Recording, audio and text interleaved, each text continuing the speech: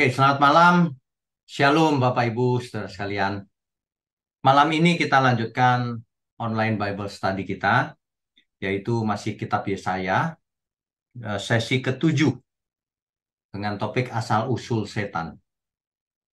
Eh, Kelihatannya Rabu depan kita akan selesai dengan Kitab Yesaya, yaitu kesimpulannya. Ya, untuk itu mari kita siapkan seluruh keberadaan kita. Mari kita berdoa. Bapa kami yang di surga, kembali kami mengucap syukur kalau setiap saat kami mendapat perlindungan Tuhan, pemeliharaan Tuhan. Malam ini, mohon urapi mulut hamba-Mu ini untuk menyampaikan kebenaran. Juga semua yang mendengar, Tuhan layakkan mereka sehingga mereka mengerti dan hidupnya diubahkan. Terima kasih Tuhan, hanya dalam nama Tuhan Yesus kami berdoa. Amin. Oke, Bapak Ibu sekalian, sesi ketujuh Kitab Yesaya, asal-usul setan. Ya, Bapak Ibu, saudara sekalian, jika kita membaca kitab Yesaya pasal 14, maka sebenarnya kitab Yesaya pasal 14 ini kan berisi ejekan terhadap Raja Babel ya.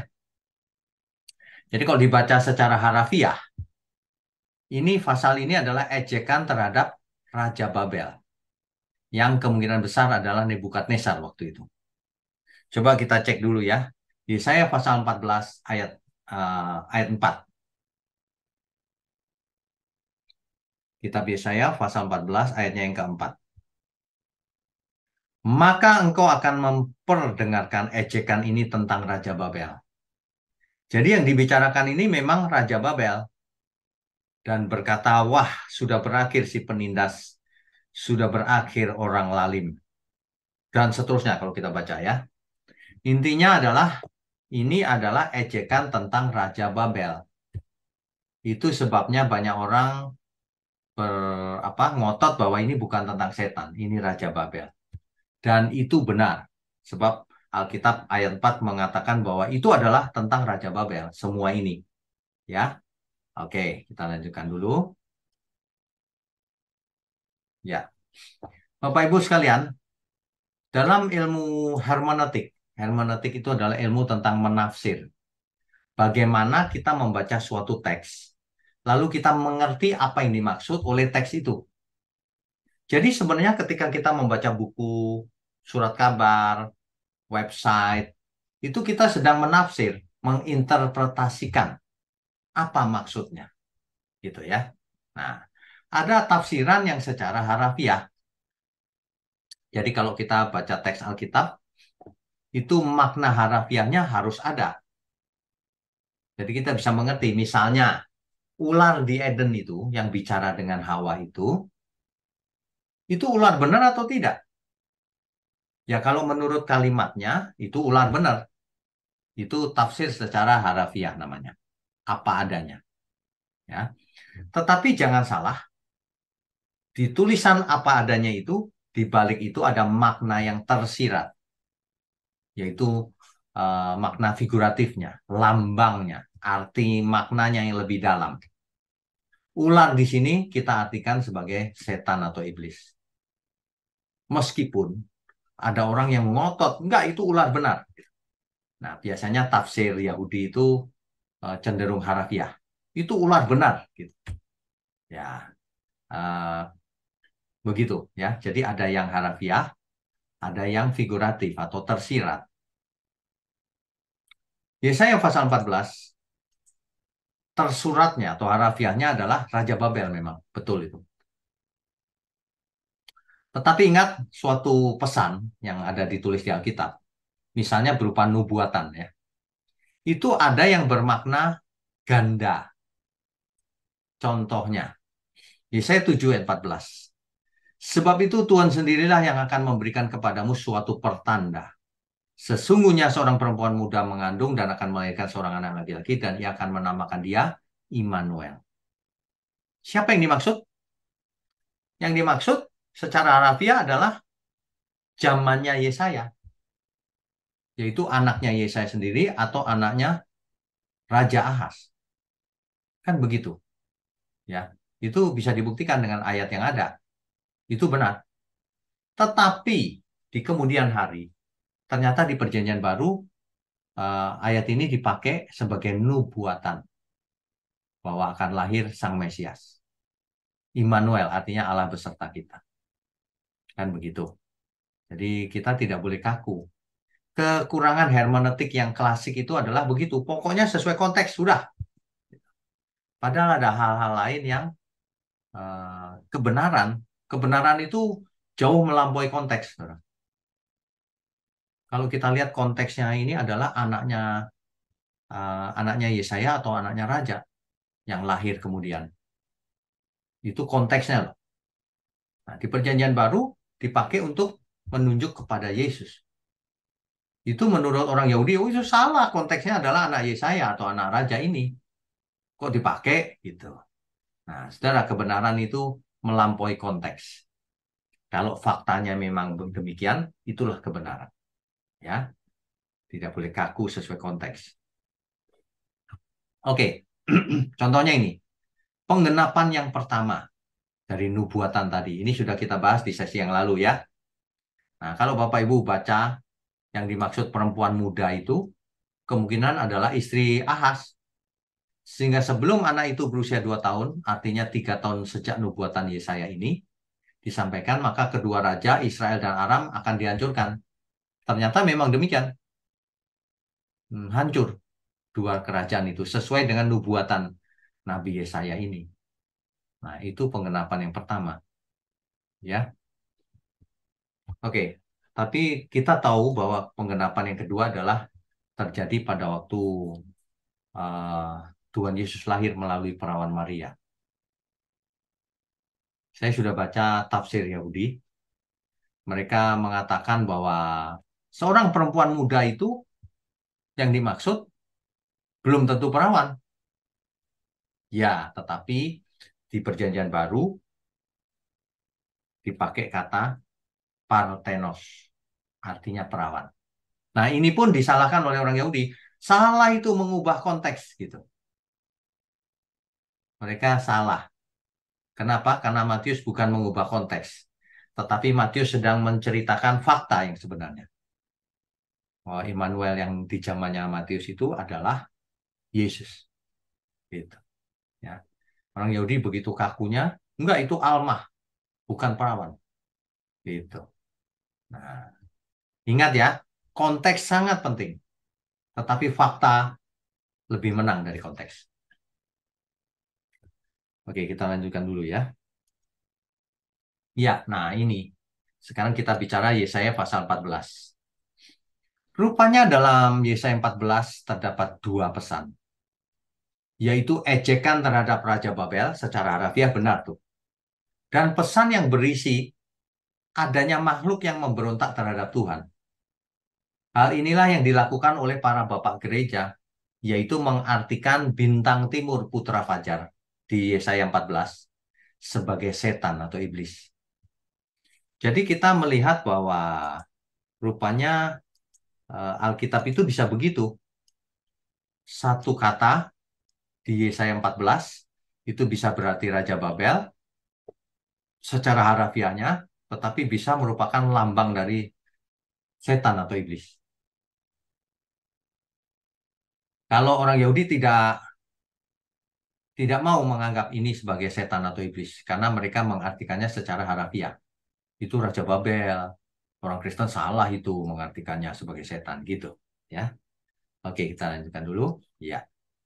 Dengan demikian, kita akan bisa mengetahui asal-usul iblis atau setan dan roh-roh jahat. Jauh sebelum dunia ini diciptakan, Allah menciptakan para makhluk surgawi yang diberi kehendak bebas, yaitu para malaikat, agar melayani Allah dengan kasih yang tulus. Ya, jauh di sebelum langit dan bumi diciptakan kan sudah ada malaikat di surga bersama Bapa. Ya, itu kan jelas. Nah, oke kita lanjutkan dulu. Ya. Nah, selain para malaikat, rupanya ada satu makhluk surgawi yang sangat istimewa. makhluk yang satu ini sangat istimewa. Kita lanjutkan dulu. Ya, ini dia. Di Yesaya 14 ayat 12 sampai 15 kita baca ya, mulai ayat 12. Wah, engkau sudah jatuh dari langit, hai bintang timur, putra fajar. Engkau sudah dipecahkan dan jatuh ke bumi, hai yang mengalahkan bangsa-bangsa. Ini kan ejekan terhadap Raja Babel, Saudara, Nebukadnezar. Tapi kalau kita baca teliti, masa sih mengejek eh Nebukadnezar sampai pakai bahasa jatuh ke bumi, eh, bintang timur, putra fajar, gitu. Ya bisa-bisa saja, nggak masalah. Tetapi ingat, ada pesan lain di balik ini. Ayat 13. Engkau yang tadinya berkata dalam hatimu, aku hendak naik ke langit, aku hendak mendirikan tahtaku mengatasi bintang-bintang Allah. Dan aku hendak duduk di atas bukit pertemuan jauh di sebelah utara. Aku hendak naik mengatasi ketinggian awan-awan, hendak menyamai yang maha tinggi. Di dalam mitos Kanaan ada cerita seperti ini. Dan itu cerita dewa-dewa. Tentu saja ini bukan hanya ejekan. Ini ada pesan yang disisipkan di dalam ejekannya terhadap Nebukadnezar. Ya, ada satu makhluk yang mau naik mengatasi ketinggian awan-awan, hendak menyamai yang maha tinggi. Ayat 15, sebaliknya ke dalam dunia orang mati engkau diturunkan. Ke tempat yang paling dalam di liang kubur. Nah, ya, ini para bapak gereja mengartikan ini sebagai setan atau iblis, asal-usulnya. Kita lanjutkan dulu. Ya. Bintang timur putra fajar, saudara. Yesaya 14 ayat 12. Dalam teks Ibrani Alkitab asli dipakai kata Helel, the morning star, bintang timur. Harafiahnya maksudnya planet Venus. Kalau pagi hari itu ada di dekat matahari itu ada planet Venus, bintang fajar, bintang timur. Ya, Helel ben Sahar, Syahar. Ben itu artinya putra, Syahar itu artinya fajar atau subuh di pagi hari. Jadi Helel ben Sahar artinya bintang timur, putra fajar atau putra subuh. Nah, adapun kata Lucifer yang seringkali diartikan setan itu berasal dari kata Latin lux artinya terang dan vero artinya membawa. Jadi Lucifer artinya pembawa terang. Inilah yang dipakai untuk menerjemahkan kata Helel ben Sachar dalam Alkitab Vulgata namanya. Alkitab dalam bahasa Latin. Jadi sebenarnya dalam teks asli Alkitab nggak ada nama Lucifer. Tetapi ketika Alkitab diterjemahkan ke dalam Alkitab bahasa Latin, ketemu Helel ben Sachar ini diterjemahkan Lucifer, pembawa cahaya. Itu ceritanya awalnya ya. Sehingga orang seluruh dunia mengartikan kalau Lucifer itu setan. Padahal Lucifer nggak cocok dipakai setan. Karena ini pembawa terang artinya. Kalau setan itu pembawa kegelapan. Ya tapi bisa juga. Kenapa? Karena Alkitab berkata, setan pun menyamar sebagai malaikat terang. Menyamar. Saudara. Oke, kita lanjutkan dulu. Ya. Jadi sebutan Lucifer inilah yang sudah terlanjur dipakai oleh umum untuk mengacu kepada setan atau iblis sampai hari ini. Ya, sebenarnya setan atau iblis tidak pantas disebut Lucifer karena Lucifer artinya pembawa terang, sedangkan ia sudah jatuh menjadi pembawa kegelapan. Ya, oke kita lanjutkan. Ya, di dalam Perjanjian Lama si setan ini bahasa Ibraninya Satan, artinya musuh atau yang melawan. Ya, kata ini diserap ke dalam bahasa Yunani di dalam 2 Korintus 12 ayat 7, yaitu Satan dalam bahasa Yunani. Kalau dalam bahasa Arab disebut syaiton. Ya. 2 Korintus 12 ayat 7. Coba kita baca. 2 Korintus pasal 12 ayat 7. Dan supaya aku jangan meninggikan diri karena pernyataan-pernyataan yang luar biasa itu. Maka aku diberi suatu duri di dalam dagingku, yaitu seorang utusan iblis. Nah, iblis itu setan maksudnya. Untuk menggocoh aku supaya aku jangan meninggikan diri. Ini uh, ini saudara. Jadi asal mula kata Satan itu di sini. Artinya musuh atau artinya yang melawan. Ya, oke kita lanjutkan. Ya, di dalam bahasa Perjanjian Baru ada istilah diabolos. Artinya memfitnah, mendakwa secara salah. Dari namanya saja kita sudah tahu bahwa Satan itu yang melawan, memberontak. Bahwa Satan itu yang memfitnah, yang mendakwa manusia. Ya. Kata ini dalam bahasa Inggris dipakai kata devil. Ya. Dalam bahasa Indonesia diterjemahkan iblis juga. Karena dipengaruhi oleh bahasa Arab. Artinya pembuat keputusasaan. Ya, saudara. Jadi, eh, ini asal-usul setan. Nah, di kitab Wahyu, kita tahu bahwa Satan itu ya iblis. Ya, Wahyu 12 ayat 9. Tahu dari mana? Ini dia, Bapak Ibu. Dan naga besar itu, si ular tua yang disebut iblis atau Satan, iblis itu sama dengan setan. Nggak usah bingung. Jumlahnya satu. Nah, dalam teks asli dipakai kata diabolos nih. Diabolos kaiho satanas. Diabolos itu ya setan, iblis itu ya setan. Begitu ya. Oke, kita lanjutkan dulu. Ya. Kemudian roh-roh jahat kan banyak, saudara. Kalau setan kan cuma satu. Diabolos itu bentuknya tunggal. Kata benda tunggal, diabolos. Satan juga tunggal, ya. Nah, lalu roh-roh jahat asalnya dari mana? Ini, saudara. Adapun roh-roh jahat berbeda dengan iblis atau Satan. Beda. Mereka adalah oknum malaikat-malaikat yang telah terhasut oleh iblis atau setan dan ikut memberontak kepada Allah Bapa. Di dalam perjanjian lama dipakai kata set salah satunya, artinya demon atau roh jahat. Di dalam perjanjian baru dipakai kata daimonion, demon atau roh jahat, daimonion. Nah, daimonion ini jamak, kata benda bentuk jamak.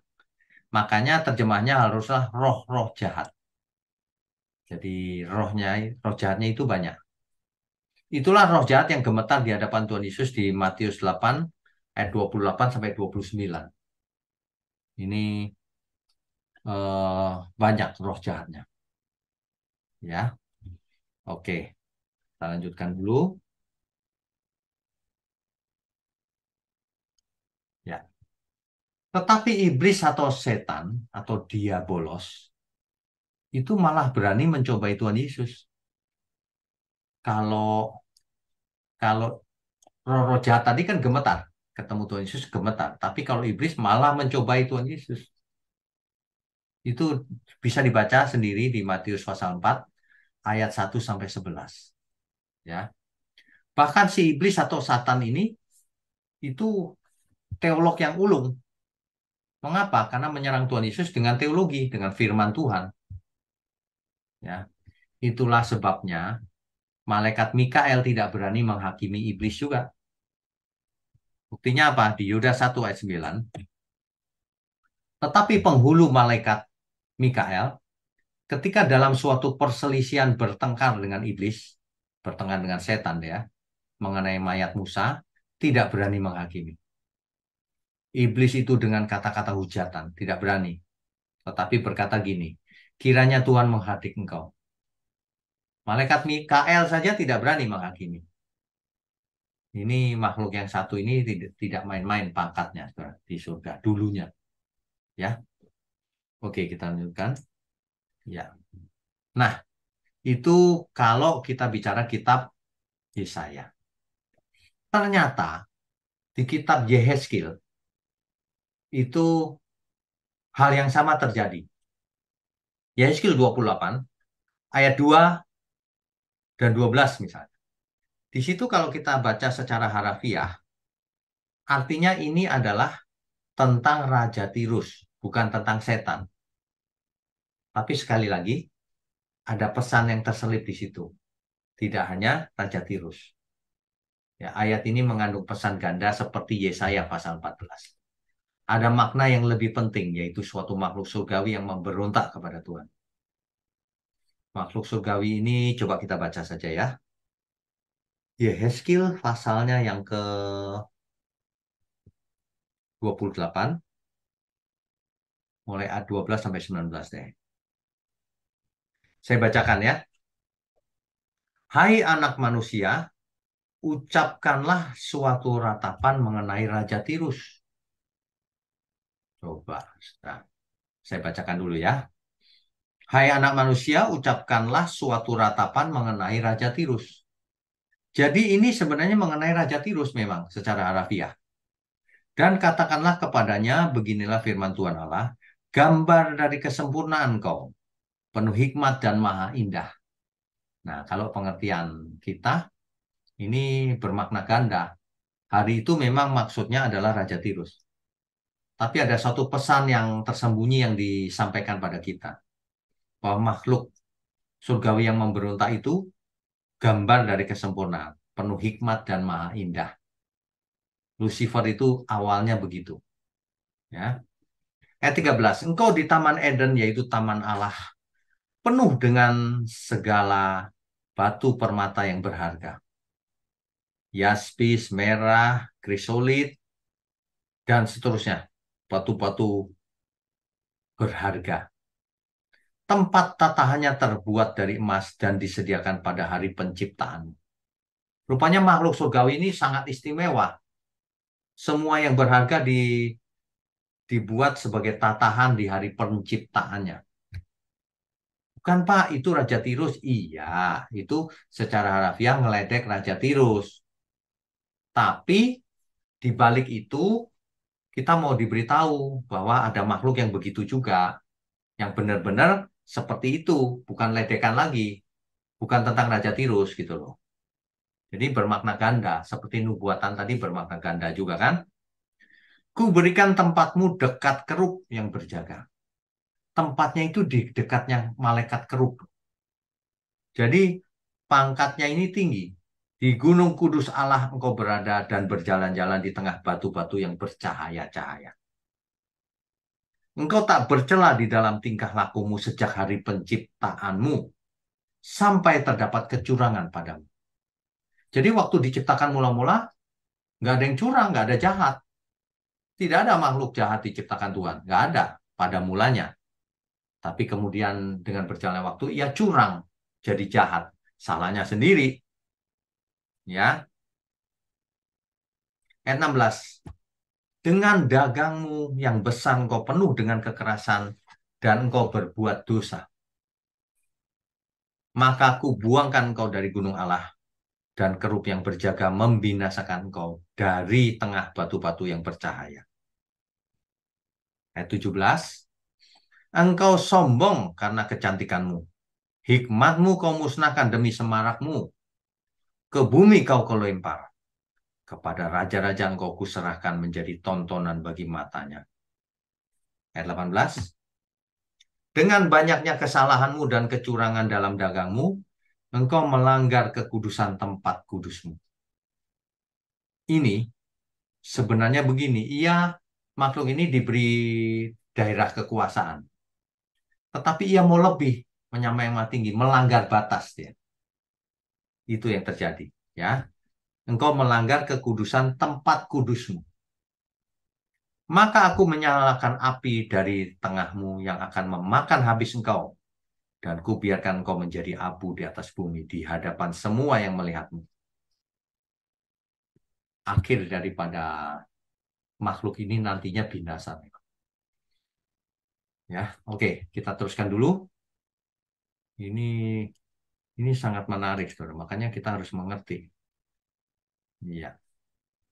Jadi yang dimaksud tentu sosok makhluk surgawi yang dimaksud oleh Yesaya juga. Ingat ya, ini bukan tafsir harafiah. Kalau harafiahnya ini Raja Tirus, benar. Tapi dengan melihat pesan intinya ini, kelihatannya disisipkan pesan khusus. Selain itu untuk meledek Raja Tirus dan Raja Babel di kitab Yesaya pasal 14 tadi. Ya, oke. Ini sudah kita baca. Ya. Jadi, saudara, asal-usul daripada iblis dan roh-roh jahat itu bisa dilihat di sini. Yeskil 28 ayat 15 tadi. Lucifer tak bercela pada mula diciptakan. Sampai didapati kecurangan padanya. Kecurangan itu kejahatan, ketidakadilan, pemberontakan, menentang. Gitu. Upaya menyemai Tuhan itu disebut curang atau kejahatan. Sebab ia diciptakan untuk melayani Tuhan. Tetapi ia malah berdagang, ia mau cari untung sendiri, ia tidak lagi mengabdi kepada Allah, ia mau buat sendiri pemerintahan sendiri. Ya, oke, kita teruskan dulu. Ya, kecurangan Lucifer ini, yaitu ia melanggar tempat kudusnya. Tadi yang sudah kita baca ayat 18 tadi. Melanggar daerah kekuasaannya. Tempat kudus itu tempat ibadah atau tempat penyembahan. Ia melanggar, harusnya ibadahnya sampai di situ, tapi ia melanggar, mau lebih. Ya, hmm, jadi Lucifer mencari tempat penyembahan kepada Allah Bapa sebagai sarana untuk mencari pujian dan penyembahan bagi dirinya sendiri. Ia ingin mendirikan kerajaannya sendiri. Hal yang sama bahwa manusia diciptakan untuk melayani Allah. Kalau ada yang menggunakan sarana pelayanan untuk mencari keuntungan, maka Allah memperhitungkan itu sebagai kecurangan. Bapak Ibu mengerti maksud saya? Kalau ada gembala di bumi yang menggunakan posisinya untuk mencari untung, berdagang, ngumpulin duit, ngakalin jemaat, itu sama dengan Lucifer ini. Ya, itulah kecurangan di mata Tuhan. Oleh sebab itu, mari kita bertobat semuanya. Oke, kita lanjutkan. Ya, masalahnya itu begini loh. Kenapa ya Lucifer ini kok berani memberontak? Ia tidak mau diatur oleh Allah. Itu masalahnya. Makanya ia mau menjadi sosok yang terhormat dengan cara yang salah. Sebab sebenarnya ia sudah terhormat sebagai malaikat kan, makhluk surgawi. Makanya ia bersalah memang. Karena ia mau menyamai yang maha tinggi. Itu bisa dibaca itu. Yang tadi, mau menyamai yang maha tinggi. Allah berkata tegas bahwa ia sombong. Yeskil 28 ayat 17 tuh. Meninggikan diri, memuja diri sendiri. Itulah yang dilakukan oleh Lucifer. Jadi ketika makhluk ciptaan itu melanggar batas-batas yang ditentukan baginya, ia dipandang sombong oleh Tuhan. Jadi kalau di bumi kita dipakai Tuhan sebagai gembala, sebagai aktivis, sebagai pelayan Tuhan, sebagai jemaat, kalau melanggar batas-batasnya, itu sombong di mata Tuhan. Itu sama dengan setan. Sok-sokan misalnya. Ngakalin orang lain misalnya. Menipu. Menyampaikan firman sembarangan. Itu sombong namanya. Bukan menyampaikan yang benar. Sok pintar itu namanya. Makanya orang yang tidak belajar khotbah sembarangan itu sok pintar namanya. Ya, nggak ngerti tapi khotbah sembarangan lagi. Nggak mau belajar lagi. Itu melanggar batas. Itu kelewatan namanya. Nggak ngerti tapi asal bicara. Ya, gairah manusia untuk mencari kehormatan itu gairah yang diwarisi dari iblis ini. Mau menonjolkan diri, mau dihormati. Ya, nah, pada umumnya manusia mencari kehormatan melalui kekayaan, kedudukan, pangkat, gelar, penampilan, dan sebagainya. Ini sebenarnya melecehkan atau menghina diri sendiri. Sebab kita berharga bukan karena apa yang kita punya atau apa yang kita pakai. Kita berharga karena kita milik Tuhan. Jangan menjadi seperti setan, saudara. Ya, oke. Ya, kalau ada yang masih ngotot juga, enggak Pak, Yesaya 14 dan Yeskiel 28 itu tentang Raja Babel dan Raja Tirus. Baiklah, abaikan saja itu. Itu bukan setan deh, oke. Tetapi di kitab Wahyu, Wahyu 12 ayat 9. Kalau ini sudah pasti. Kenapa? Karena secara eksplisit disampaikan oleh Alkitab. Dan naga besar itu, si ular tua yang disebut iblis atau satan, yang menyesatkan seluruh dunia, dilemparkan ke bawah. Ia dilemparkan ke bumi bersama-sama dengan malaikat-malaikatnya. Dari sini kita tahu, saudara. Jadi, tanpa Yesaya pasal 14 maupun Yeskiel 28, kita sudah tahu bahwa yang disebut iblis atau satan itu, yang menyesatkan seluruh dunia, dilempar ke bawah. Karena memberontak di surga kan dia. Coba kita periksa Wahyu 12 ayat 9 ya. Ya. Di ayat sebelumnya saya bacakan ya. Ayat 7. Mulai ayat 7. Maka timbullah peperangan di surga. Mikael dan malaikat-malaikatnya berperang melawan naga itu. Ini bukan naga harfiah loh ya. Perhatikan baik-baik. Dan naga itu dibantu oleh malaikat-malaikatnya. Rupanya si setan itu punya malaikat-malaikat. Yaitu malaikat di surga yang memberontak ikut dia. Tetapi mereka tidak dapat bertahan. Mereka tidak mendapat tempat lagi di surga. Ayat 8-nya. Ayat 9-nya barulah dijelaskan. Dan naga besar itu si ular tua yang disebut iblis atau satan. Yang menyesatkan seluruh dunia dilemparkan ke bawah. Ia dilemparkan ke bumi bersama-sama dengan malaikat-malaikatnya. Rupanya ia uh, menyeret para malaikat. Ya, jumlah para malaikat yang diseret olehnya itu ada di Wahyu 12 ayat 4. Saya bacakan ya. Dan ekornya menyeret sepertiga dari bintang-bintang di langit. Bintang-bintang di langit ini pasti yang dimaksud malaikat. Ekor naga itu menyeret sepertiga malaikat dan melemparkannya ke atas bumi. Ini artinya makhluk surgawi ini yang sering disebut Lucifer ini berhasil mempengaruhi sepertiga malaikat di surga untuk ikut dia. Lalu perang di surga, kalah dibuang ke bumi. Begitu ceritanya, ya. Kita lanjutkan dulu. Ya. Nah, ini sejalan dengan kata Tuhan Yesus di Lukas 10 ayat 18. Lalu kata Yesus kepada mereka, aku melihat iblis, iblis itu satan ya sama ya, jatuh seperti kilat dari langit. Ya. Jadi kalau tanpa Yesaya 14 dan Yeskiel 28 saja, itu sudah cukup juga. Tuhan Yesus yang berkata, iblis jatuh dari langit. Di kitab Wahyu dikatakan naga tua, naga si ular tua itu bersama para malaikatnya dibuang ke bumi. Pasti memberontak. Nah, kebenaran ini tidak bisa dihalang-halangi, saudara. Ya, jadi ini penjelasannya. Bentar ya. Ya. Jadi iblis atau satan itu atau dia bolos yang sebelah kiri ini, saudara. Itu jumlahnya cuma satu. Iblis ini cuma satu. Tetapi roh-roh jahat itu sepertiga malaikat tadi. Diamonion, daimonion, atau roh jahat. Ya, daimonion, ini salah ketik nih.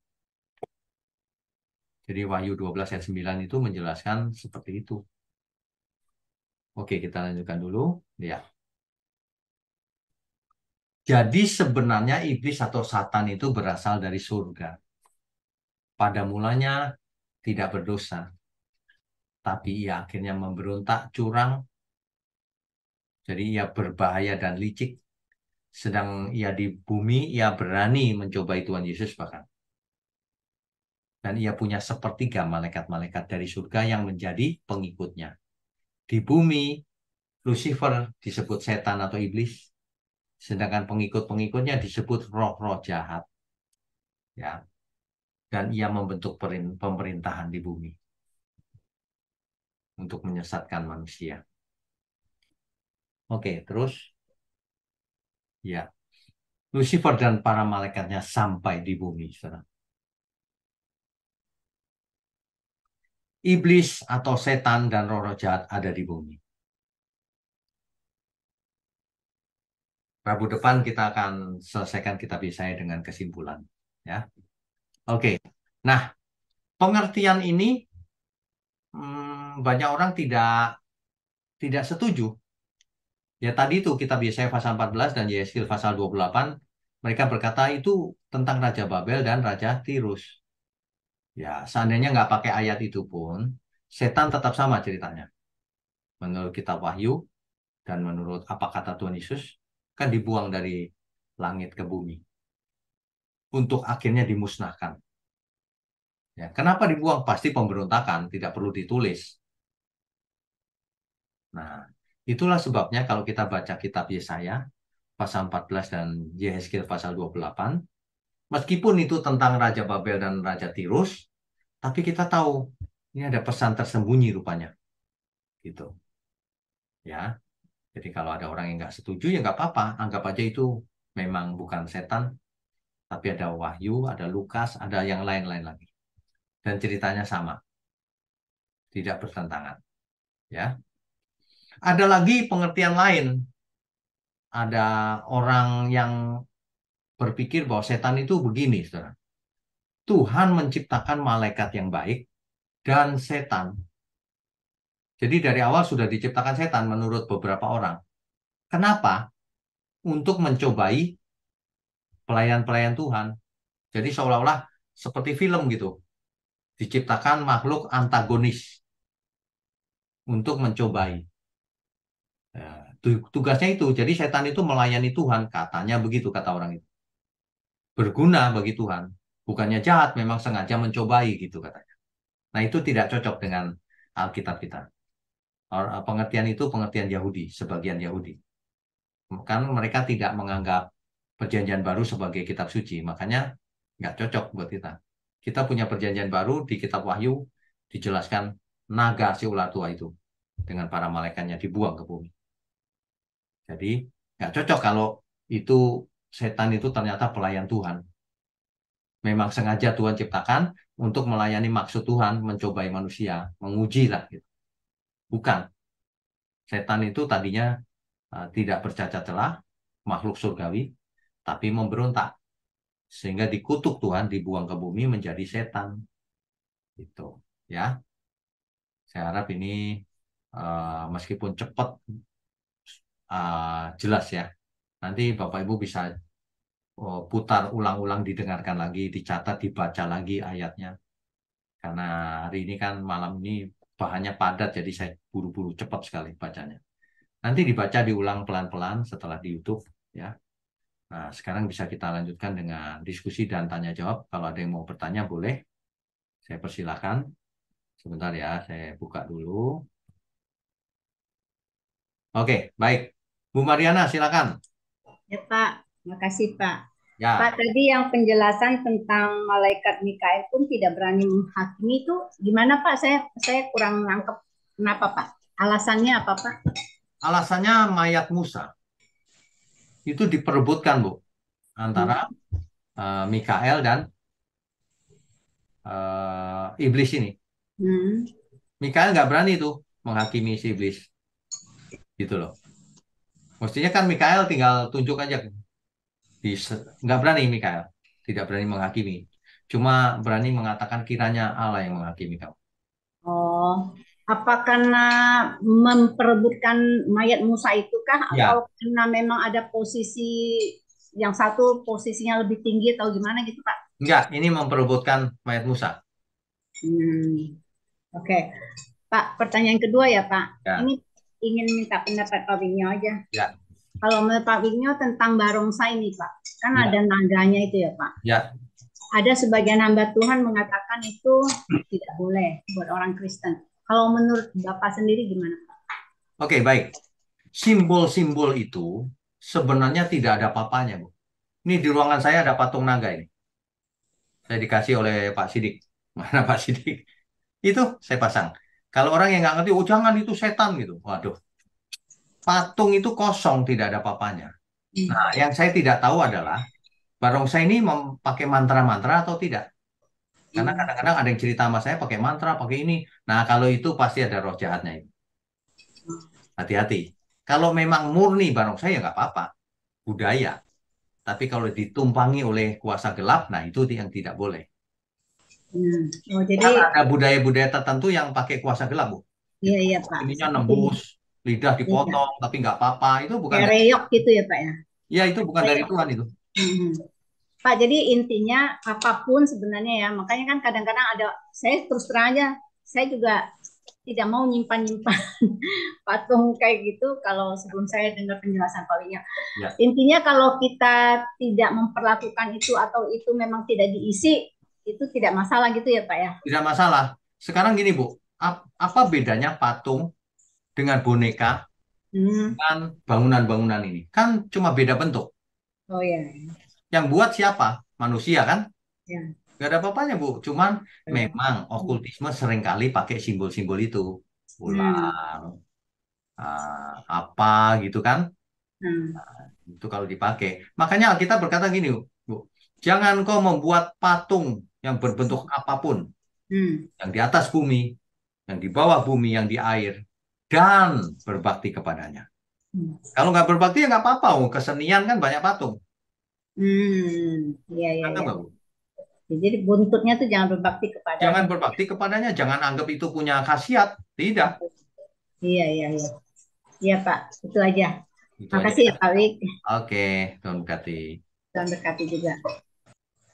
Oke, berikutnya Pak Payaman, silakan. Shalom, selamat malam Pak. Shalom, selamat malam.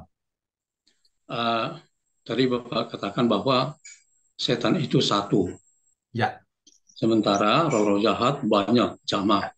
betul. Ah, jadi setan itu satu, satu apa? Apa ada satuannya?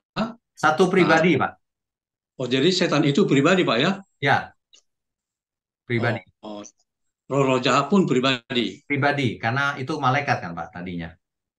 Ya, ya. Jadi bukan Oh, cuma energi, tapi pribadi. ya, ya Pak. Ah, satu lagi Pak ya.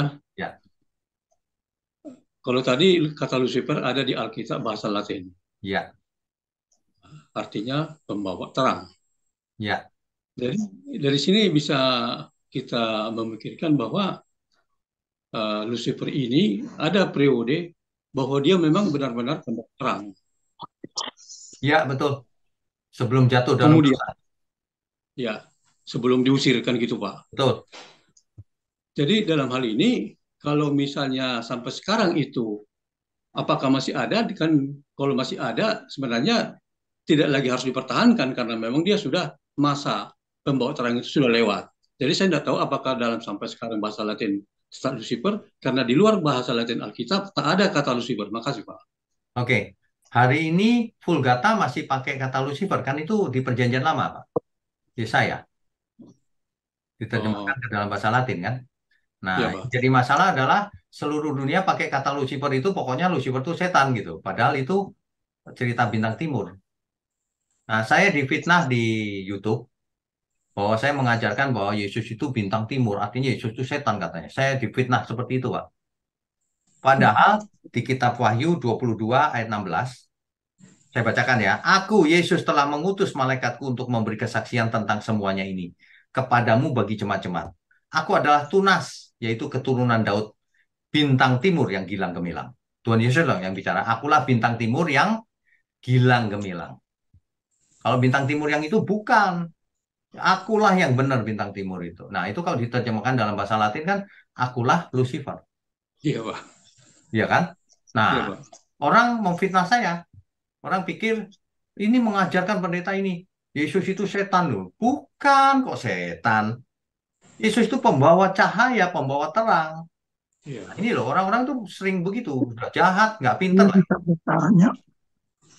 Ya, sudah nggak Iya. pinter, jahat lagi. Saya jadi minta tanya. Ini suara siapa ini? Tadi saya salah pencet. Ini suara siapa ini? Tolong, tolong Pak. Jangan bersuara dulu Pak. Ya, ya. Jadi begitu Pak Maiman. Mengerti maksud saya ya? Jadi kalau Yesus berkata begitu, maka sebenarnya akulah Lucifer yang benar, bukan yang itu setan. Gitu loh. Lucifer tuh bukan setan, cuman semua orang sudah salah kaprah, dia pikir Lucifer tuh setan. Lucifer tuh artinya bintang timur. Itu aja sebenarnya. Makanya orang Katolik kan berdoa, oh Lucifer gitu kan. Itu difitnah juga sama orang Kristen yang abal-abal, yang nggak ngerti apa-apa itu. Wah, katanya orang Katolik menyembah Lucifer. Lucifer di situ maksudnya Yesus. Bukan setan, Yesus, Tuhan. Nah, ini seringkali istilah ini tidak dimengerti, sudah nggak ngerti tapi nyerang. Memfitnah lagi di YouTube ada tuh. Kalau saya tuntut dia masuk penjara itu semua orang itu. Tapi saya biarin aja lah. Biarkan orang bodoh memperlihatkan kebodohannya gitu aja. Kata Amsal. Begitu Pak. Ya. Ada lagi Pak? Cukup ya. Oke, Tuhan berkati. Berikutnya Andi Show. Silakan Andi. Ya, salam Pak Wijo. Halo. Videonya bisa Ya, dinyalakan? mau nanya Pak. Oh ya, ntar Pak. Saya masih di kantor sana nih Pak. Oh, masih di kantor. Ya udah nggak apa-apa. Nggak pakai video juga nggak apa-apa. Silakan. Ya, ini Pak, saya mau nanya Pak. Ini di Kitab Wahyu kan dinubuatkan bahwa iblis itu kan nanti akan kalah dilempar ke dalam api. Ya. Jadi pertanyaan saya pertama adalah, apakah iblis tahu Pak kalau di akhir zaman dia akan kalah Pak? Oh, oke. Terus yang Gini. kedua, ya, Kalau Tuhan Yesus datang yang kedua kalinya, yang terjadi kan orang mati dibangkitkan semua. ya, Orang benar dibawa ke langit baru, bumi baru. Orang fasik ditinggal di bumi, yang langit dan bumi akan jadi lautan api, termasuk si iblis. Nah, Dimusnahkan. berarti berarti sebenarnya iblis itu tahu nggak sih Pak kalau bahwa di masa depan dia itu akan kalah Pak? Tahu, Dia, tahu. oh tahu ya Pak. Karena dia bisa baca Alkitab kan? Oh, berarti dia uh, strategi dia sebelum dia tahu akan dilempar dalam alat terapi dia menyesatkan manusia gitu ya Pak. Satu, dia menyesatkan manusia. Kedua, dia mencegah manusia menjadi suci. Supaya Tuhan Yesus Oh, nggak datang-datang. Karena Tuhan akan oh, datang ketika jumlah orang suci sudah genap. oh, gitu. Dia berusaha menunda waktu itu Ya, selama ya. mungkin. Oke Pak. Terus yang kedua Pak, apakah apa yang terjadi setelah itu Pak ketika kita semua sudah masuk ke dalam langit baru dan bumi yang baru Pak? Oke, Sana apa? di sana tidak Ya, ada air mata, di sana bersama Tuhan selama-lamanya. Nggak ada berarti masalah. berarti nanti si iblis itu ngapain tuh Pak? Apakah masih ada atau memang sudah Sudah tidak dilenyapkan ada, Pak? Pak. Sudah tidak ada Oh, sudah semua. tidak ada ya? Iblis, roh-roh jahat, orang-orang fasik itu sudah lenyap semua. Oh, gitu. Oke, oke. Ya Pak, itu aja sih Pak. Terima kasih Pak penjelasannya Pak. Oke, Tuhan Ya, berkati. Ibu Esther Linda, silakan. Shalom Pak. Shalom. Iya Pak, ini judulnya udah setan ya. Tadi sebelumnya saya udah merasa, aduh, hati saya udah mulai berdebar-debar Pak. Saya hanya ingin sharing aja deh Pak di sini Pak. Memang Ya. benar ya Pak. Tuhan itu luar biasa ya. Selama saya menjadi seorang Katolik dan Kristen, baru kali ini saya mendapat pengajaran yang luar biasa dari mulai saya. Saya kemarin tuh Pak nggak ke gereja Pak, mobil saya tiba-tiba akinya soak Pak. Oh, ya, nggak apa-apa. Ya, tapi saya ikutin sih Pak ibadahnya Pak yang ke satu sama yang kedua. Ya, Pak, kalau Bapak bilang setan, sebenarnya setan itu udah ada di sekeliling saya Pak kalau saya udah rasain Pak. Saya merasakan setan itu ada di sekitar saya. Nah, contohnya kemarin Pak saya sempat pergi Pak sama teman-teman tuh Pak. Saya ada urusan penting. Dan saya ketemu manusia ini pelayanan gereja, tapi kelakuannya kayak setan Pak. Aduh Pak, saya sampai sampai terhenyum, hati saya kayak mau nangis gitu loh. Saya kayak nggak betah di dunia ini, Pak. Jujur. Saya sampai bilang loh, Tuhan, kalau saya udah layak, angkat saya. Saya nggak mau lama-lama di dunia ini. Kenapa? Saya ketemu manusia yang aneh gitu loh. Dia merasa diri dia tuh nggak bersalah. Bahkan dia mempertontonkan diri dia yang melihat saya itu kelakuannya, saya anggap udah saya sampai bilang gini loh Pak di mobil tuh. Saya bilang, sorry ya, saya harap kamu bertobat. Ayo kamu bertobat berdua suami istri. Saya bilang jangan gitu. Cuman saya taunya mereka ini berdua udah nggak normal Pak. Istrinya dan dia tuh bisa tidur bertiga sama temannya cerita sama saya gitu loh Pak. Saya sedihnya gini Pak. Saya sedihnya kenapa orang itu pelayanan tapi mendengar firman dia tahu dia ini kok Pak bisa nggak takut Tuhan ya Pak? Sedangkan saya rasa takut itu begitu kuat Pak. Mau ngomong aja saya merasa kayak menghakimin. Jadi saya berharap ya Pak Wikyo umur panjang banget gitu loh ya. Sampai banyak orang bertobat gitu ya. Ya, amin. Mengenal firman Bapak gitu loh Pak. Benar Amin. Pak teman-teman biar tahu di sini Pak. Jadi setan itu sebenarnya Pak ada di sekitar kita. Nggak jauh dia. Ya, kan Dia Alkitab berkata begini, ya, lawanmu si iblis atau setan itu berkeliling, berjalan berkeliling, uh, ingin menelan orang yang dapat ditelannya, kan gitu kan? Hati-hati kamu gitu. Nah, jadi Pak, saya bingung Pak. Saya dikasih apa ini sama Tuhan? Saya selalu ketemu orang yang jahat, tapi orang itu jahat terhadap Tuhan, tapi dia nggak sadar. Sampai-sampai kemarin saya baru dapat info, kamu tahu gak orang itu saya nggak usah sebut namanya, yang kemarin itu ketemu kamu berapa bulan yang lalu? Iya, kenapa? Kasihan lo, anaknya baru usia 20 tahun, cowok, anak dia pertama, pembuluh darahnya pecah, meninggal. Meninggal kan Pak? Terus saya langsung bilang, bagaimana dengan dia? Apakah dia udah bertobat? Saya bilang begitu. Ya mudah-mudahan ya, saya bilang dia bertobat. Tapi dia bilang, dia sih cuma bilang begini aja. Kayaknya dia mau cari istri yang sungguh-sungguh. Kalau dulu kan saya dengar dari ceritanya, dia Kristen. Dia nggak pernah mau dengar omongan orang. Sekalipun orang itu ngomong tentang kebenaran, karena uang berkuasa. Dia kaya gitu loh. Nah, saya diperhadapkan orang kayak begitu, Pak. Dalam hati saya begini, saya udah dipesenin, kalau kamu ketemu sama teman saya ini jangan ngomong firman ya. Esther, saya minta tolong kamu jangan ngomong firman. Oke, saya bilang. Tapi saya pelajarin, Pak. Bener loh, Pak. Cuman dalam hati saya mau ngebatin. Tuhan, kasihani dia, ampunin dia. Nah, barulah, Pak, malam saya dengar anaknya meninggal karena pembuluh darahnya pecah, usianya 20 tahun. Dan di situ saya bilang, Tuhan, begitunya ya Tuhan ya. Saya sampai ditahan sama orang dunia, nggak boleh ngomongin untuk dia bertobat, sampai akhirnya anaknya diambil. Itu yang membuat saya suka sakit, nyesek gitu loh Pak. ya, Saya sampai dimusuhin Pak. Hari ini khotbah Bapak saya kirimin Pak. Saya dimusuhin sama teman-teman saya yang di grup itu. Sampai dia bilang, Selin, tolong ya Esther, jangan kirim lagi katanya.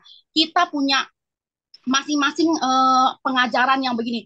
Saya sampai kali ini Pak, saya ngelawan sama dia, saya bilang ini, sorry Ci, saya tidak akan nurutin kata-kata Ci. Kenapa? Saya lebih baik saya taat sama Tuhan daripada sama manusia. Dari sekian di grup kita itu banyak orang yang hadir, saya bilang di situ banyak juga yang mau menerima renungan yang saya kirimin, saya bilang. Tapi kan kita ajarannya beda. Lah, kenapa kita musingin ajaran? Lihat dong, saya bilang firman Tuhan. Jangan kita pakai golongan dari ini, golongan dari itu. Yang penting kan keselamatan, saya bilang. Saya sampai ngomong begitu, Pak. Saya sampai ya, dibencin, Pak. ya. Tuh. Gini aja Bu, gini aja. Ya udah kalau memang nggak mau dengar ya abaikan saja. Tapi orang yang mau dengar biar dengar gitu aja. Udah nggak usah ribut. Tapi Percuma. saya tantangin Pak, saya bilang begini, ya udah kalau kamu nggak suka kamu blokir aja saya. Tapi ingat ya Ci, saya bilang, saya melakukan ini karena firman Tuhan berkata apa, siapa yang meremehkan firman, dia akan celaka, saya bilang begitu. Saya hanya patokannya saya mengasihi mereka, karena saya tahu banyak di luar sana yang belum tahu kebenaran. Saya nggak cari muka, saya cuma hanya menabur. Tolonglah jangan persulit saya, kita sama-sama mencari keselamatan bukan mencari nama. Udah saya ngomong gitu aja. Ya, ya gitu aja. Udah nggak usah ribut. Kirimin aja tetap ya. Saya kirimin tetap Pak. Oke, Oke, semangat makasih ya. Pak. Yuk, Thank non you, Pak. Kati. Ya. Ya, Pak. Sehat selalu ya, Pak ya. Ya. Berikutnya Ibu Kristina, Kristina Ani, silakan. Sorry Pak, berikutnya Pak Kris Pak. Tadi Pak kepencet saya Pak. Pak Krisnya kemana? Kepencet saya. Pak Kris. Oh iya, Iya Sebentar Pak. saya baru mau ganti daster sebenarnya tak pikir. Pak Kris nanti saya dimusuhi Pak Kris lagi. Saya kepencet gitu nggak Pencet sengaja apa, Bu? nanti sangkanya sentimen. Ini hidung saya merah, Pak. Wignya enggak lihat saya kepencet. Ya, oke. Yuk, silakan. Ini Pak, itu kalau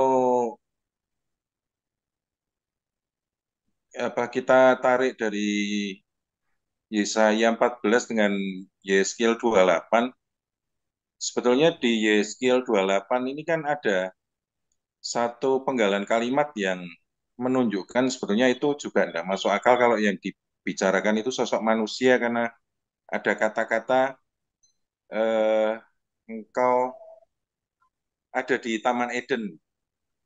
Oh, itu jawabannya gini, Pak. Saya udah tahu. Mereka bisa kasih bukti lagi bahwa ternyata itu buat ejekan.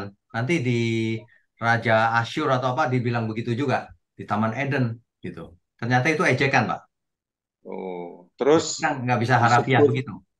padahal ini disebut juga kalau dia itu apa kerub ini Pak, kerub kerub pelindung atau Pak. Terjemahan yang benar dia di dekat kerub, Pak. Bukan dia itu kerub. Dia di dekat kerub, di dekatnya kerub tempatnya. Jadi ada orang maksudnya yang mengartikannya secara harafiah, terus membantah, ada yang maksudnya ini melihat berusaha mencari secara kontekstual itu Pak ya, berarti ada Ya, persimpangan ini ya. ya, ya, Terus yang pertanyaan saya yang berikutnya sama seperti tadi ada teman yang apa diketik di chat. ya, Beberapa pengajar itu salah satunya juga termasuk Pak Eras sampaikan kaitannya mengenai yang Tuhan Yesus bilang aku melihat dan aku melihat iblis apa dilemparkan terus juga ada yang penglihatan yang itu sepertiga bintang ikut tertarik ya, itu Pak Pak Eras juga sampaikan kalau point of turning-nya kejadian itu pada saat kemenangan Tuhan Yesus di atas kayu salib, Pak.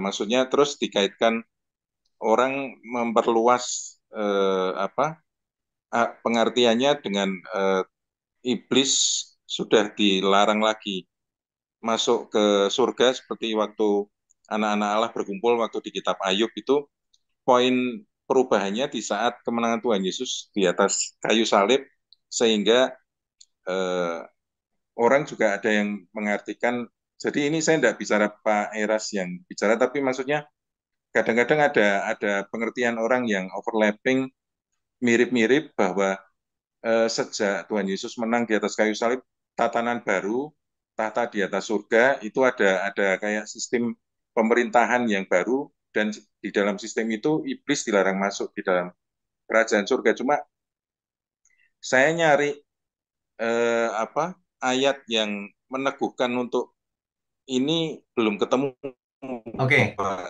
oke, baik. Jadi gini, ketika Yang Tuhan baru. Yesus mati di kayu salib, maka tidak ada lagi cerita iblis mampir di surga, nggak ada lagi, Pak.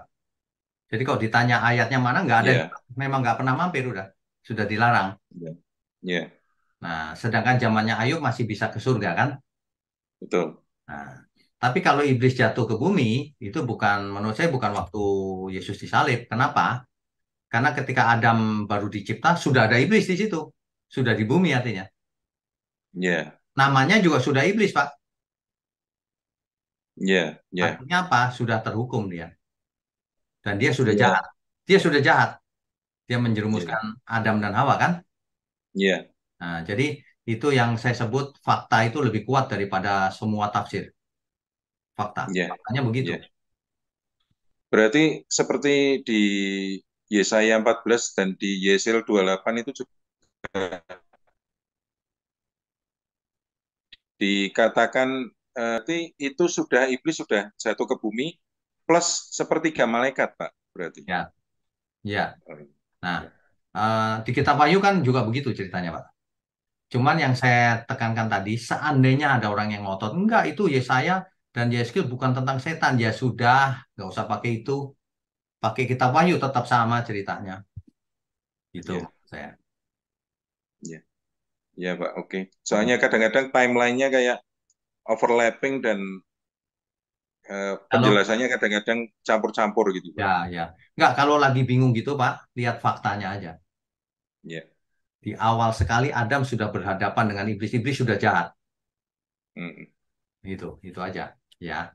Ya Pak, oke Pak. Oke. Makasih Pak. Ya, Wabarakatuh. berarti. Berikutnya Pak Konstanara, silakan. Shalom Pak Wiknyo, Halo.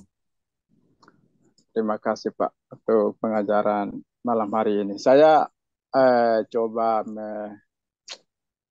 dari setiap pelajaran-pelajaran yang saya terima dari Pak Wiknyo semacam ini, memang kita perlu melihat konteks, tapi fakta juga kita harus melihat, begitu Pak Ya. Wiknyo. Kebetulan hari 2 minggu lalu saya berkhotbah di ibadah pemuda di gereja saya, Pak. Ya, saya membawa salah satu penekanan bahwa perjuangan kita itu bukan melawan darah dan daging, tapi melawan iblis yang dikatakan Ya. oleh Petrus itu, Pak. Ya. Di mana iblis itu yang saya pahami dan saya diteguhkan malam hari ini, Pak. Kejadian 1 ayat 28, saya percaya itu bahwa Adam dan Hawa juga bukan hanya mengurusi bumi, menakluki bumi, tetapi termasuk yang ada di dalamnya, yaitu iblisnya itu, Pak. Sudah pasti. Nah, kan yang bertanya sama saya, Om, pemuda ini yang bertanya, Ya. kenapa Om bilang iblis sudah ada, padahal manusia jatuh dalam dosa di pasal ketiga Kejadian. Nah, lalu saya menjelaskan bahwa kita membaca Alkitab jangan membuat suatu urutan begitu, walaupun seakan-akan ada cerita yang berurut-urut begitu. Nah, kembali ke Wahyu 12 ayat 9 tadi, ternyata sudah dilemparkan ke bumi. Kata bumi dengan Firdaus memiliki makna yang berbeda ya Pak. Firdaus ada di bumi. Ya, maksudnya ketika di Kejadian 1 ayat 28, Allah berfirman kepada manusia untuk menguasai bumi Ya. dan menaklukkannya. Ya. Yang saya pahami termasuk iblis, jadi harus ditaklukkan. Betul. Kalau di Taman Eden Allah berfirman merawat Taman Eden, kan itu bahasanya.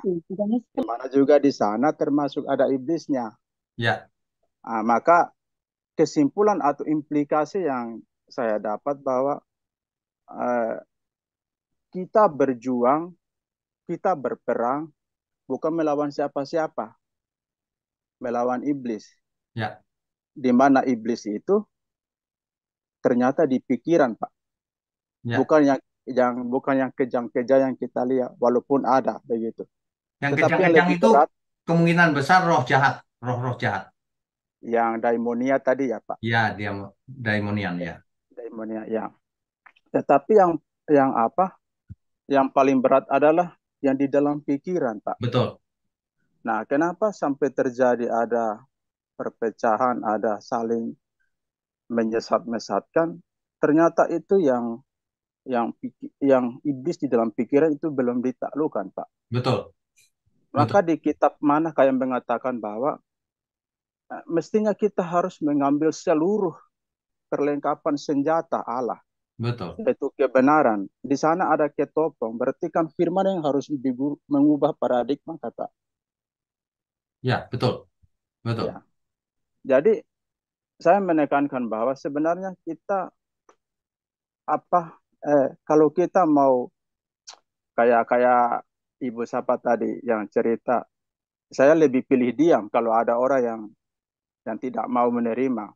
Ya. Karena akhirnya juga kita tergerus stamina kita, spirit kita mau jalan lurus, ada yang kasih bengkok. Keselamatan itu kan pribadi sekali ya Pak. Ya. Memang kita harus memperhatikan, tetapi kalau tidak dengar, darah Tuhan Yesus pun yang mengalir kalau mereka tidak terima. Ya, kita betul. juga tidak bisa paksa ya Pak. Betul. Begitu. Betul. Betul. Jadi yang saya dapat kesimpulan malam hari ini, selain daripada saya mengerti bahwa asal usul iblisnya itu sudah ada sebelum manusia ada di bumi, iblisnya sudah ada di bumi. Ya, Maka di Kejadian 1 ayat 28, taklukkanlah itu termasuk yang ada di dalamnya. betul. Pengertian saya, Pak. Ya, benar. Oke, terima kasih Ya, Pak Wigno. oke.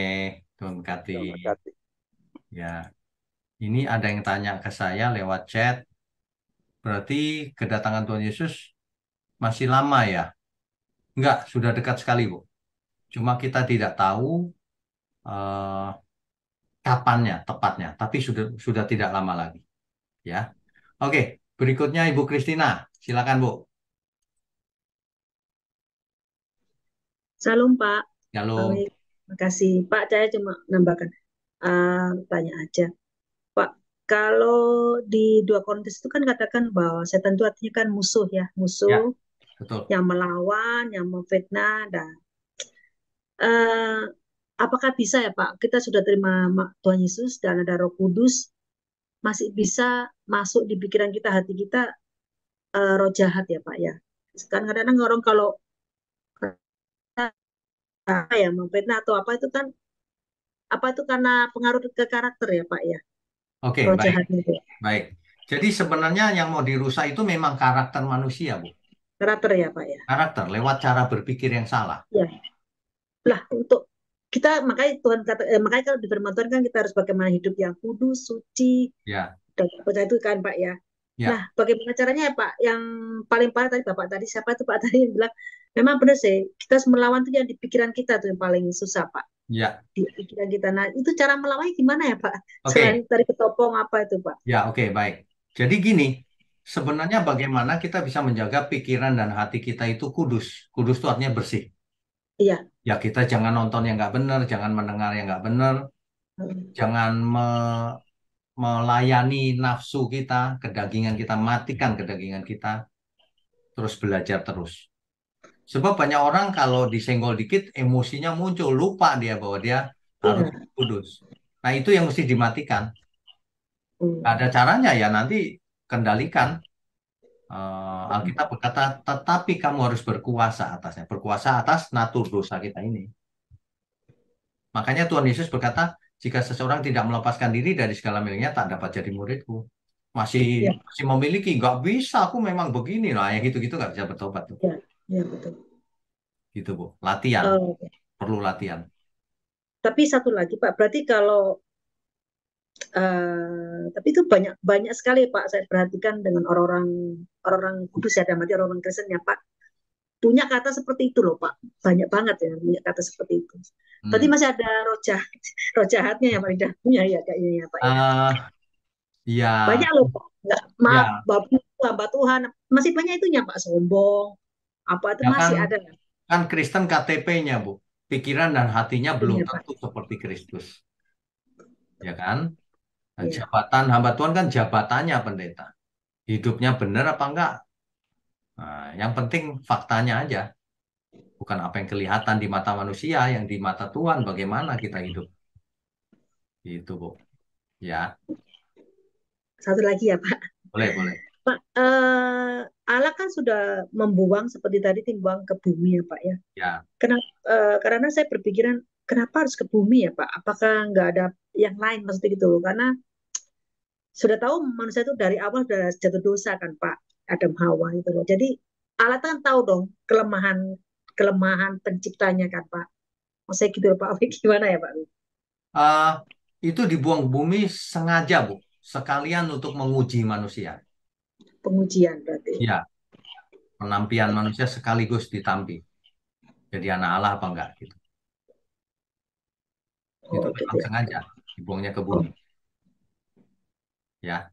Oke Pak. Satu lagi Pak. Ya, Pak, ya. kalau untuk yang ini saya pernah dengar gini. Kalau bisa di rumah aja mengenai patung ya Pak, tadi Bapak Ibu siapa tadi ya, nah ada yang bilang lebih baik ya di rumah itu apapun tuh jangan ada patung atau apapun, karena kondisi orang itu rohaninya kan kadang-kadang tidak peta Pak. Ya. Pada waktu kita down rohani kita mengalami down atau kekecewaan apa, kalau suatu hari lihat misalnya ada gambarnya ular aja, itu akan mempengaruhi otak kita gitu loh Pak, pikiran kita. Apa benar begitu ya Pak ya? Tergantung orangnya, Bu. Kalau orangnya Gitu ya suka Pak. main okultisme, terus imannya lemah, ya sebaiknya nggak usah ada patung, ada gambar ular. Tapi kalau saya mau ada gambar ular, mau ada gambar apa, saya nggak pengaruh sama sekali, Bu. Tergantung orangnya. Kalau hadiah Karena Pak, apa? kan setiap Karena gambar atau patung itu tidak ada apa-apanya, Bu. Kecuali manusianya memang menyembah dia, berhubungan dengan setan, ya setan bisa masuk ke dalam benda-benda itu. tapi pernah kejadian loh Pak, orang dikasih hadiah, patung itu kan nggak tahu loh Pak itu diisi atau tidak kan tidak tahu. Pada waktu dia mengalami down, nah, kesurupan itu Pak. Nah ditanya ini dari mana cara? Nah, seorang bantuan bilang, oh ini berarti ada dia di sini. Nah, akhirnya patungnya suruh musnahkan gitu. Ya, Apa bisa Pak seperti itu ya Pak ya? ya kalau orang imannya lemah ya bisa, Bu. Oh bisa ya Pak. Bisa kalau orangnya lemah imannya. Oh gitu ya Pak. Oke. Kalau orang yang imannya kuat, disantet aja nggak bisa, Bu. Kan begitu. Iya. Ya, Terima oke. kasih Pak Wik. Ya, Terima kasih. berarti Terima kasih. berikutnya Pak Mulyono, silakan Pak. Malam, Pak Selamat Wiknya. malam. Pak, ini saya mendengar dari beberapa penjelasan tadi, saya ingin tahu mengenai kronologisnya ini benar nggak ya Pak ya? Jadi setan tuh waktu jatuh, terus kan dilempar ke bumi. Berarti bumi itu sudah ada dan Adam dan Hawa sudah ada, Pak. Ya, betul. Benar nggak? Betul ya? Soal Adam dan Hawa ada apa enggak itu nomor 2. Yang jelas dilempar ke bumi, buminya ada. Kalau bumi nggak ada, dilempar ke bumi kemana? Berarti Tuhan menciptakan langit dan bumi yang baru itu sebelum setan jatuh gitu ya Pak ya? Loh, sebentar, langit dan bumi yang baru ini nanti, Pak. Enggak. Langit dan bumi yang diciptakan tuh kan iblis kan ditaruh di bumi. Berarti buminya udah ada kan? Ya, setelah Sebelum dicipta Adam dan baru Hawa ke ada bumi. gitu ya? Ya, Oh.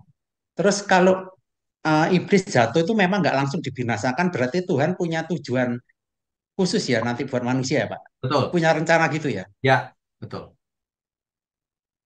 Oke. Sekaligus untuk menguji manusia kan? Ya, ya. Terus satu Dimusnahkannya pertanyaan. kapan? Nanti kedatangan Tuhan Yesus yang kedua. Oke, terus sekarang dia tinggal di mana Pak? Loh, setan itu kan roh, Pak, adanya. Iya. Roh itu nggak bisa ditanya tinggal di mana. Roh kok ditanya di mana? Di mana itu Bukan di untuk fisik. bukan di Hades atau apa Pak? Bukan. Bukan. Lawanmu sih berkeliling seperti singa mengaum-ngaum hendak menelan orang yang ditelannya. Itu pun gaya bahasa, Pak, berkeliling itu. Roh ada di mana? Roh nggak bisa ditempatkan di suatu ruang. Ruang itu fisik, panjang lebar tinggi kan? Kalau roh kan Ya. Jadi dia ada di mana-mana ya di bumi ini ada di mana-mana gitu ya Pak? Ya, tapi tidak maha hadir. Oh. Tidak jelas saja di mana. Tapi ingat Pak, setannya satu, roh jahatnya yang banyak. Setan dan pengikutnya semua ada di bumi berarti ya Pak ya? Sekarang ya? Ya. Ya. Ya udah itu aja Pak. Ya, oke. Ya, makasih Pak. Ya, Tuhan berkati. Berikutnya, Bu Ningsih, silakan. Malam Pak Wiknya. Selamat malam. Mau tanya nih Pak, tadi kan mengenai iblis, setan sama roh jahat itu kan pribadi ya. Ya. Nah itu cara membedakan setan sama roh-roh jahat itu gimana Pak? Oke. Itu aja. Biasanya atau pada umumnya, kalau roh-roh jahat itu kan, setan itu kan pimpinannya, Bu. Kalau roh jahat itu suka itu loh, yang kerasukan, yang melotot-melotot, itu kerjaan roh jahat tuh. Itu pun ada strukturnya kan. Paling tertingginya si Lucifer, di bawahnya ada jenderal-jenderalnya, di bawahnya ada, nah ada semacam begitunya. Sehingga yang paling bawah mainnya yang begitu begitu yang melotot, yang apa. Nah, setan yang tingkat tinggi mainnya di pikiran. Dia produksi ajaran, produksi cara berpikir yang salah, produksi ini itu supaya orang jadi jahat atau meleset gitu, atau tidak percaya Tuhan Yesus. Oke. Ya. Oke, itu aja Pak. Makasih Pak. Aja. Oke. Tuhan Yesus memberkati. Pak Oto, silakan Pak. Waktunya mepet, silakan langsung pertanyaan Pak. Selamat malam Pak. Malam. Tuhan Yesus berkati. Kalau mengenai Bu Linda Esther itu, kalau menurut saya yang seperti terjadi pada saya, di grup saya terbuang dan saya hanya memasukkannya di status. Kalau di status itu lebih banyak yang mendapatkannya. Nanti mereka Oh, bisa buka, walaupun bukan orang yang satu iman dengan kita, maka mereka bisa diterangi dengan status kita. Nah, seperti statusnya di mana, Pak? dimasukkan di status WhatsApp. Oh, oke, baik. Ya, Itu sangat amat bagus. ya. Kalau saya dapatkan sekarang, yang Kristen itu hanya 5%, yang 95 atau 85% itu yang non-Kristen. Oh, malah begitu ya. Iya, mereka bisa mendapatkan keselamatan itu. Karena saya dari dulu waktu saya sama istri saya hanya menangisi bagi mereka yang belum mengenal Yesus Kristus. Dan kalau yang saya tangisin juga bagi mereka yang sudah mengenal Kristus, tetapi mereka bikin Kristus itu hanya satu ritualitas. Itu, Oh, Pak. Saya ya. hanya sangat menangis sama istri saya, sangat menangisin itu, Pak. Walaupun di gereja saya tuh alirannya keras, tapi kerasmu itu di mana? Nah, itu. Sekarang jangan bikin agamawi yang seperti diajarin Pak Wigno itu. Banyak sekali orang bikin agamawi, tapi Ya, bukan menjadi satu kehidupan. ya. Kehidupan itu di kapanpun kita itu beribadah dan kita tuh ada bersama dengan Kristus. Dan satu lagi, Pak.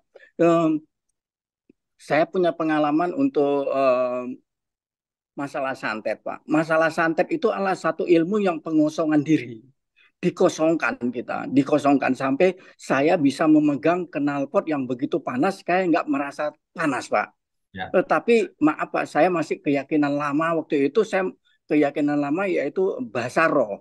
Karena kita nggak tahu kita mau ngomong apa, Pak. Kita ya, mau ngomong apa, mau ngomong apa nggak tahu, Pak. ya, Akhirnya saya dapat hanya pura laba-laba sikara laba-laba. Akhirnya saya dapatnya doa Bapa kami, Pak. ya, Doa Bapa kami baru saya mendapatkan kesadaran bahwasanya siapa saya dan saya tahu inilah doa yang diajarkan oleh Tuhan Yesus kepada murid-muridnya sehingga doa itu sangat bermanfaat dan di saat itu juga saya berperang dengan kuasa gelap tersebut, Pak. Saya mengatakan kalau kamu kalah dengan saya, celuk ono gurumu lagi. Kalau kamu gurumu kalah, celuk ono gurumu ne. 10 aku panggil nggak bakal guru mundur lagi karo ya. kowe. Tak bilang gitu. Ya, Saya itu, Pak.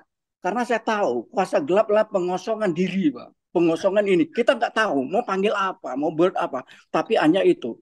Ini kejadian lagi, Pak. Seorang dukun yang mau ingin berbuat sesuatu. Dukun adalah satu perbuatan yang sangat tidak diperbolehkan oleh Tuhan Yesus, yaitu untuk membuat orang ke jalan ke tidak benar. Itu saya hanya berkata, Tuhan tutup dia. Tuhan tutup dengan kuasamu, Tuhan tutup dia. Akhirnya itu adalah satu dukun yang terbesar di daerah tempat saya, Pak. Yaitu, maaf saya katakan langsung, di Serengat Blitar. ya, Namanya saya tidak sebutkan. ya. Tempo 3-4 hari orang itu pulang, Pak. Karena saya tahu, saya berpegangan dengan Tuhan Yesus, Pak. Karena saya tahu benar, kuasa yang ada atau roh yang ada dalam diri saya, itu adalah Tuhan yang menyertai saya. Pasti. Saya tahu, seperti Pak Wigno bisa bicara ini. Saya tahu, Pak Wigno adalah salah satu penerusnya daripada Yohanes Pembaptis. Yohanes Pembaptis itu juga berseru, luruskan jalan Tuhan. Gitu loh. Nggak semua orang dapat ini. Nggak semua hamba Tuhan yang dapatkan ini. Saya hanya bersyukur dalam kehidupan saya. Sebelum saya dipanggil, saya mendapatkan yang kebenarannya. Gitu loh. Saya juga dari pengikutnya teologi kemakmuran. Saya di Singapura juga sampai mengangkat ini, Pak. Itu hamba Tuhan bule itu mengangkat dompet saya kosongkan, Pak. Saya kosongkan tinggal untuk ongkos bus untuk sampai di kapal, naik bus sama naik MRT. Itu saya kosongkan. Saya sampai seperti itu, Pak. Tapi saya tahu dengan kebenaran sekarang yang seperti yang baru-baru Pak Winya, Tuhan tidak butuh uang gitu. Saya kasih masuk di status saya. Jadi ini adalah satu penginjilan yang terhebat yang tidak bukan hanya untuk satu aliran tetapi non aliran. Ya. Itu bisa ditanggapin. Terima kasih Pak Wigno. Terima kasih. Tuhan. Saya berterima Ya. kasih dengan ini menguatkan kita semua. masukan dari Pak Wigno. Ya, terima kasih Pak Oto, Tuhan berkati. Terima kasih. Berkati. Ya, Ibu Evi, silakan Bu. Selamat malam Pak Wigno. Selamat malam. Aku mau Silakan. tanya, apakah itu Azazel yang ada di Imamat pasal Oke, 16? baik. Baik. Apakah itu setan, Pak? Baik. Itu sebenarnya sudah kita bahas, Bu, di seri online Bible Study yang kitab Imamat itu ya. Tapi saya jawab sekarang aja. Azazel itu artinya kambing, Bu. Jadi Oh, sebenarnya itu adalah kambing. Kambing yang untuk seorang imam melakukan ritual, satu kambingnya untuk disembelih, darahnya dipercikan ke ruang Maha Kudus di tempat perjanjian. Nah, satu lagi ditumpangi tangan, lalu didoakan bahwa dosa-dosa orang Israel ada pada domba ini atau kambing ini, lalu ditendang keluar, dia lari ke padang gurun. Nah, itu namanya Azazel tuh. oh, terima kasih Pak. Itu aja Pak. Itu aja ya. Aku masih Cuman memang ya. banyak Makasih orang banyak. berpikir itu setan gitu, bukan? Ya, oke, Tuhan Oh berkati. ya. Makasih Pak. Tuhan berkati. Berikutnya terakhir, Pak Sucipto Martiono, silakan. Halo Mbak Winyo. Halo. Selamat malam. Iya. Malam. Silakan Pak, Pak. mau tanya ini,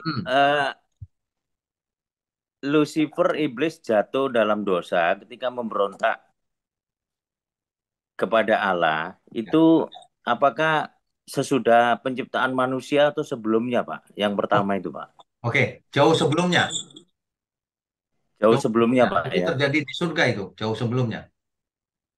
Oh, jauh sebelum penciptaan manusia, Pak ya? Ya, betul.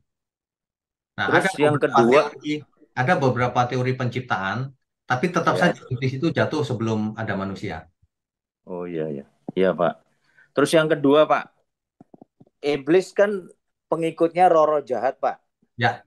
Nah, pada waktu sebelum penciptaan manusia kan jatuh, dia pemberontak. Terus roh-roh jahat ini waktu iblis ditaruh di Taman Eden bersama-sama dengan Adam dan Hawa, itu roh-roh jahat apakah ada di sana atau di mana, Pak? Ada, Pak. Ada di bumi pokoknya. Ada di bumi, bukan di Eden, Pak? Tidak dicatat, tapi mungkin saja di Eden juga ada. Nah, tapi yang dicatat Alkitab adalah yang paling pentingnya ketika dialog dengan Hawa dengan si iblis atau setan kepalanya ini. Oke. Sehingga manusia jatuh dalam dosa itu yang dicatat gitu. Oh iya, Pak. Kemungkinan ada di Eden itu, Pak ya? Kemungkinan ada. Iya. Itu aja, Pak. Terima kasih, Pak. Oke. Tuhan berkati, Pak. Ya, Tuhan berkati. Senang sekali malam ini, seru banget ya, banyak pertanyaan. Baik, tidak berasa sudah selesai waktunya. Kita berdoa yuk. Mari kita berdoa. Bapa kami yang di surga, terima kasih untuk malam yang penuh dengan pencerahan kebenaran ini. Biarlah melalui online Bible Study ini, Tuhan pakai untuk membuat banyak jiwa mengerti kebenaran. Sehingga banyak jiwa diselamatkan. Berkati program ini, ya Tuhan. Juga berkati semua kami, agar kami sehat, umur panjang, dan kami bisa belajar menyempurnakan diri berkenan bagi Tuhan. Hamba juga berdoa untuk tangan-tangan yang mendukung pekerjaanmu ini. Kau berkati juga mereka berlimpah-limpah, juga keluarganya. Dan juga semua kami ya Tuhan. Agar kami hidup efektif untuk kemuliaan Tuhan. Terima kasih, hanya di dalam nama Tuhan Yesus kami berdoa dan mengucap syukur. Amin. Saudara sekalian, bicara soal kebenaran, setiap orang merasa benar. Makanya semua kecap dinomor satukan. Ada orang yang mengatakan saya paling benar, ini paling benar, itu paling benar. Mana sebenarnya yang paling benar? Oleh sebab itu, hadiri seminar 7 natur kebenaran dan aplikasinya. Seminar ini wajib dihadiri oleh para teolog, apologet, pengkhotbah, bahkan oleh para jemaat sendiri. Agar kita bisa membedakan manakah yang benar, manakah yang salah. Inilah alat uji kebenaran yang sangat objektif dan alkitabiah. Pastikan saudara ikut dan ajak seluruh saudara dan sahabat-sahabat. Bapak-bapak dan ibu-ibu yang terkasih dimanapun berada, yuk kita belajar pelajaran Alkitab bersama secara online setiap hari Rabu jam 7 malam bersama pendeta Bapak Wiknyo Tanto secara online, bisa melalui Zoom. Tetapi kita harus mendaftarkan dulu ke nomor berikut ini. Selamat bergabung dan Tuhan Yesus memberkati.